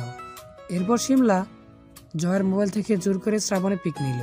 কিন্তু মজার ব্যাপার হচ্ছে শিমলা তো জানাই না এটাই তার শ্রাবণ। শিমলা ছবিগুলো নিয়ে গাড়ি করে আবার চলে গেল। শিমলা চলে যাওয়ার পর জয় আর হৃদয় আলোচনা করতে লাগলো। বাইরে ভাই, এই মেয়ে কি সাংঘাতিক! এই মেয়ে শ্রাবণে খোঁজ পেল কিভাবে? এটা তুই ঠিক বলেছিস। আর তাছাড়া পুলিশ কি সাধে হয়েছে নাকি? আর বুকা খুঁজ পেয়েছে নাকি জাস্ট সন্দেহ হয়েছে, তাই হয়তো জিজ্ঞেস করতে এসেছে।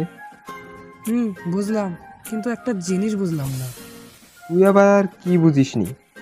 আচ্ছা ভাই, এই শিমলা এখনো বিয়ে করে নাই কেন? বয়স তো কম হয়নি, তাছাড়াও ঠিকঠাক জবও তো করে। এটা তুই ঠিক বলেছিস। কি জানি বিয়ে করে না কেনা। আমার তো মনে হয় এই মেয়ে এখনো শ্রাবণকে ভালোবাসে, তাই হয়তো বিয়ে করে নাই।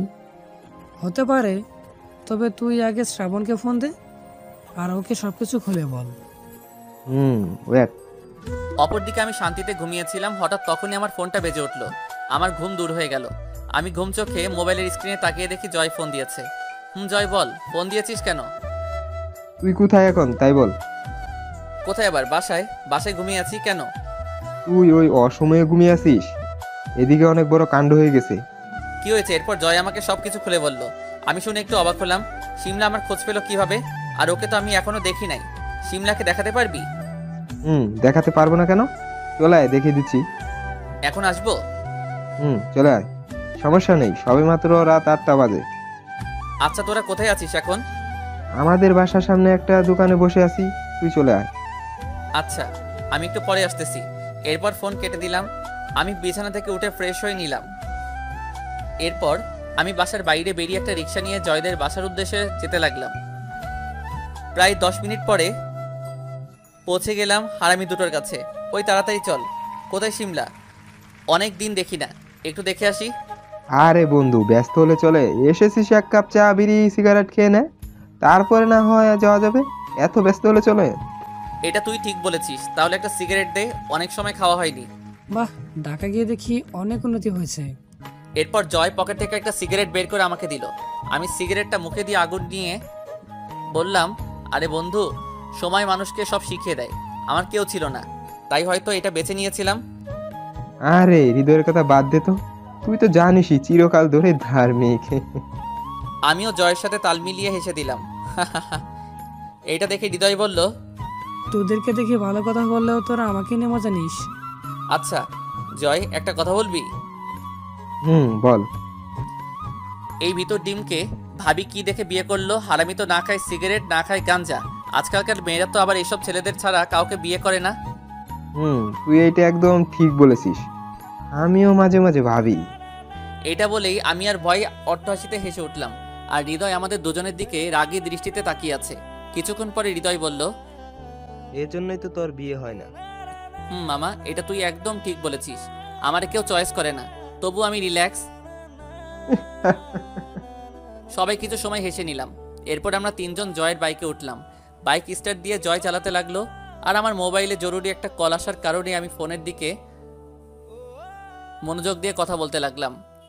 আমি ফোনে কথা বলতেছি, তখনই জয় গাড়ি ব্রেক করলো। হৃদয় পিছ থেকে নেমে গেল। বুঝলাম শিমলার বাসার সামনে চলে এসেছি।